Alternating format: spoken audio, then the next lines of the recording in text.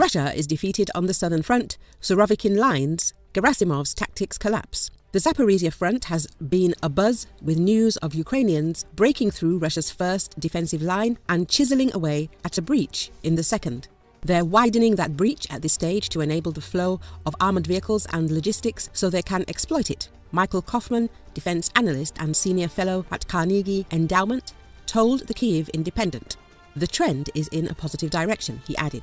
Ukrainian generals are saying the first line was the hard part. The main, second line should be easier. The defense was counting on the Russians being able to retreat, said Viktor Kivliuk, a retired Ukrainian colonel with the think tank Center for Defense Strategies. But if there is no one left to retreat from the first line, who will defend the second? In many ways, these battle dividends are a function of the Ukrainians' courage and dedication. But it's Russia's baffling tactical choices that bear closer examination. Russian troops built hundreds of kilometers of competent, multi-layered fortifications, well suited for a defense in depth, yet spend months defending in front of the line with most available forces. Not just defending, but counter-attacking with infantry fighting vehicles and artillery pieces they can't afford to squander.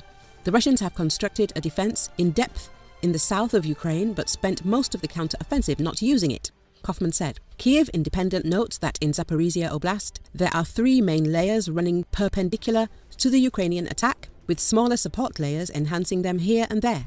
Defences also run along major roads and encircle important towns like Robotyne, which Ukraine took in early September.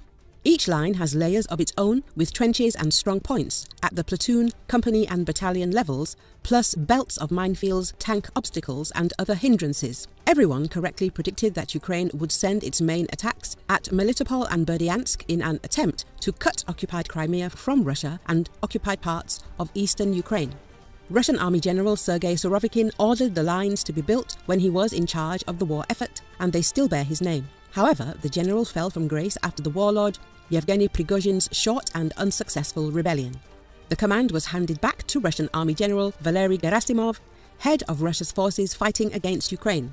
Under his watch, the Russian troops did not appear to use Surovikin's defense in depth as originally intended. The Russians bunched up and held their ground, even trying to counter-attack and recapture lost territory. Most attempts failed, Kivliuk said. Surovikin wanted a classic positional defense, wearing down any advance over the course of several defense lines, while Gerasimov prefers an active defense with regular counter-attacks on the flanks, Kaufman said. In this version of events, Gerasimov may have been overconfident and overestimated what his force could achieve with active defense.